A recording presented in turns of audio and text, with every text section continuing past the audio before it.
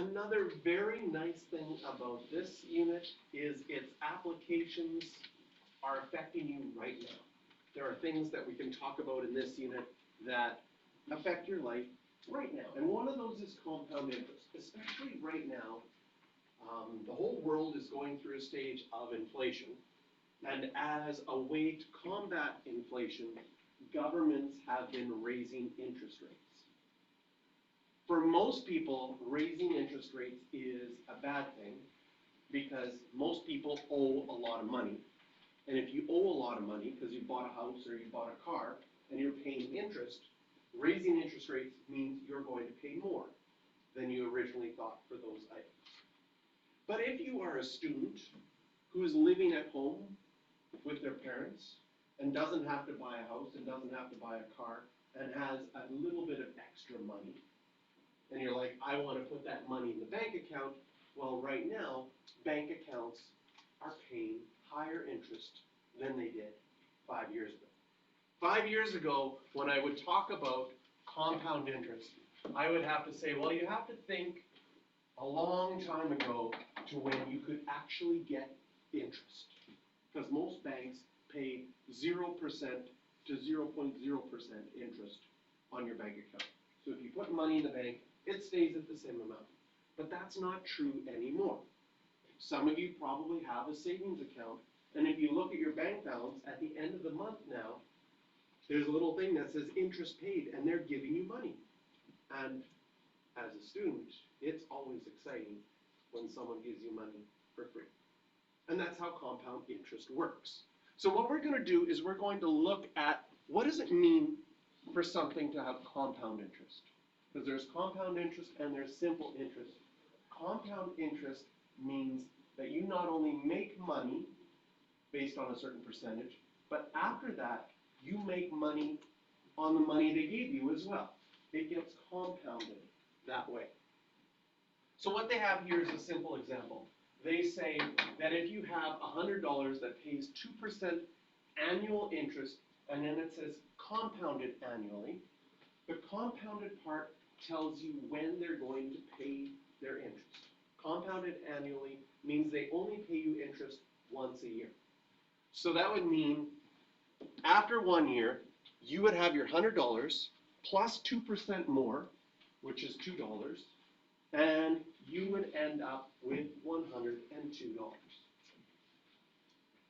And one of the things they show you here is if you wanted to do the simple mental math of adding 2% to something, you could multiply by 1.02. You use that every day. When you buy something at Dollarama, they charge you taxes. Taxes are 13%. You could figure it out by multiplying your total by 1.13. The 1 stands for the amount that you started with, and then here the 2% interest that has increased shows up as a decimal place. So then if you start off with $100 at the end of 1 year, you have $102. At the end of 2 years, you would make 2%, not only on the $100, so you'd make another $2, you'd also make 2% on your $2, which is very exciting, because that comes to another 4 cents. So at the end of 2 years, instead of having $104, and that's how simple interest would work, you'd have an extra $2 and an extra 4 cents. And right now you're like, what do you do? 4 more cents than simple interest. But compound interest creates an exponential graph. And although at the beginning it might not be increasing a lot, over time, exponential graphs go, whoa, not way up and back in time though. That's what happens when you're not looking. They start to increase like that. So compound interest, had you done that for a long time in the past, could increase quite a bit. So we get a pattern that after T years, you would have this amount of money. So we could go back in time, all right?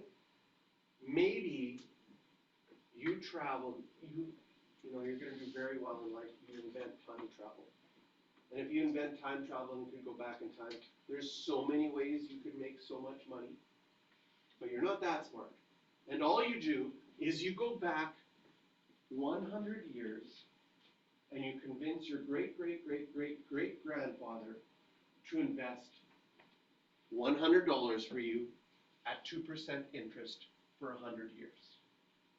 But nobody can touch this money for 100 years. And then when you come back to regular time, you go to the bank account and say, like, I'm ready to take that $100 out. What would happen over 100 years, right? Instead of going back and time traveling and buying like Apple shares or anything like that, you just convince your grandpa to invest $100, or your great-great-great-great-great-grandpa. So if we plug that in, you'd have, starting with 100 times by 1.02 to the exponent of 100, how much money would be in your bank account at this moment?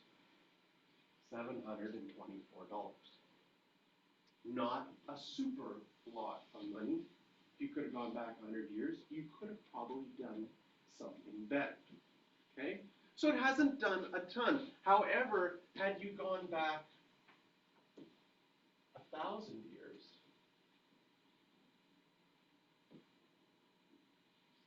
and done this, it'd be pretty hard to find your relative 1,000 years ago.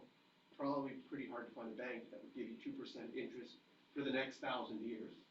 But look at the size of that number. How much bigger it has gone. But if you invent time travel, probably better to go back and buy some stocks in certain companies. You do better than finding your great-great-great-great-great-great-great-great-great-great-great-great-great-grandma and convincing her 1,000 years ago. Do you know how much money $100 was 1,000 years ago? Anyways. So this is compound interest. It is growing exponentially bigger and bigger and bigger. Now, if we talk about when something is compounded, the first example, we looked at it being compounded annually. Now we're going to look at the same one and see what would it mean if something was compounded semi-annually. That means twice a year. So what happens is you have your $100 at 2% interest, which means at the end of the year they should give you $2. But if it's compounded semi-annually, that would mean at 6 months they would say, okay, we would normally give you $2 for the whole year. At 6 months, we'll give you half of that. Makes sense? So at 6 months, they give you your $1. And then at 12 months, they would say, well, normally, we would give you 2% of this for a whole year, but now you have $101. So 2% of that is $2.02. And since we're paying you just for 6 months, we'll give you your second dollar plus your extra penny. So comparing it to compounded annually would have just given you $2. Compounded semi-annually, you've made an extra penny. Tiny bit, but a little bit.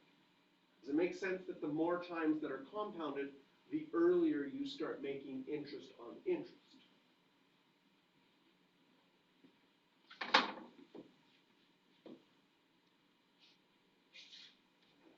So it comes up to, and it makes the following formula. And you will get this formula. Some textbooks use different letters. Most often I see this.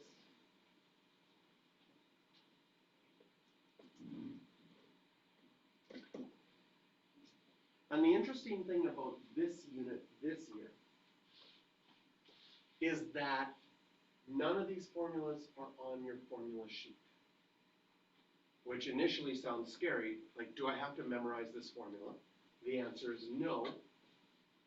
Whenever a question needs a formula, the formula formula will be given to you in the question, also explaining what everything stands for. So it's kind of nice that way. So if you got a question with compound interest, this formula would be given to you, and they would tell you what each thing stands for. They would tell you that this A0 is the principal amount, the amount you started with. Interest rate of I, and they will tell you the interest rate in, like I will even put in the question to remind you, you need to put the interest rate as a decimal. So if it's 7%, you put 0.07 in as a decimal. After n compounding periods per year, so if it said it was compounded monthly, then your n value would be 12. If it was compounded annually, your n value would be 1. And so we get to questions like example 1, example 3 here. And in this example, you would have been given this formula and told what each of the things stands for. So a principal of $1,500, so we would know that we could plug in 1,500 for P, is invested at 4%, so we know that we can change the R to 0.04. Compounded quarterly. Quarterly means 4 times a year, so your n value would be 4. And your exponent is T. It says, when will the amount be 2,500? So that means here, I can put in 2,500 for the amount. And the only thing I haven't solved for is T.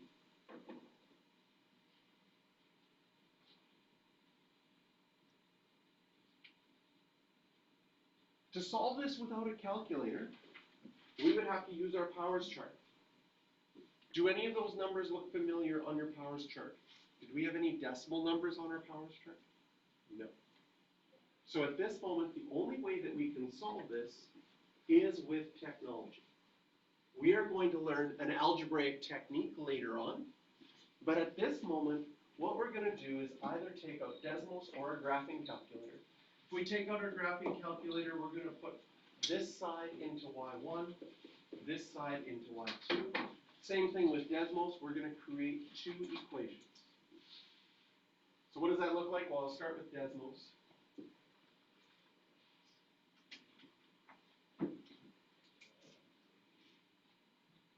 I'll put y equals 2,500 in.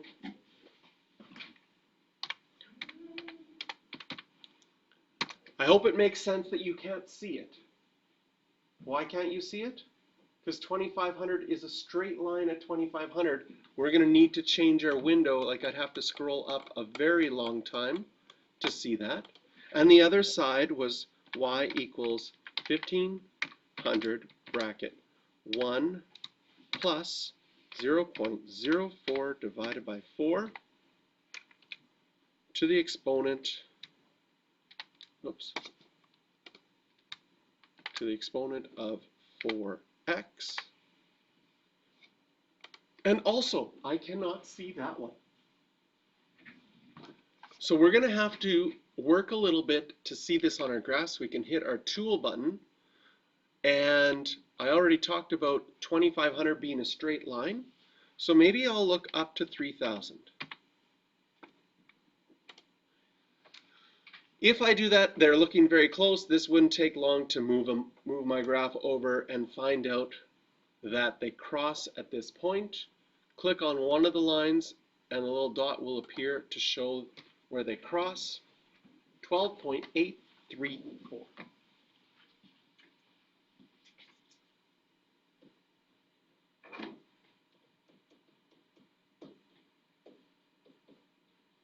To the nearest quarter of a year,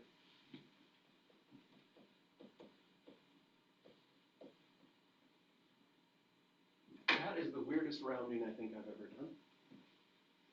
Rounding to the nearest quarter of a year. So approximately 12.75 years. Sometimes in questions like this,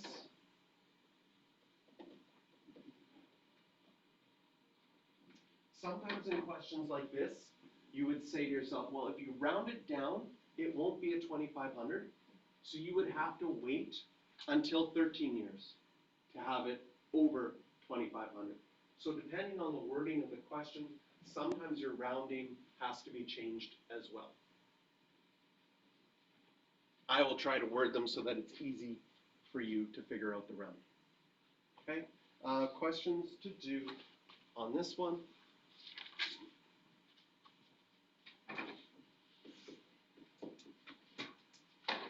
Are 12 and 13.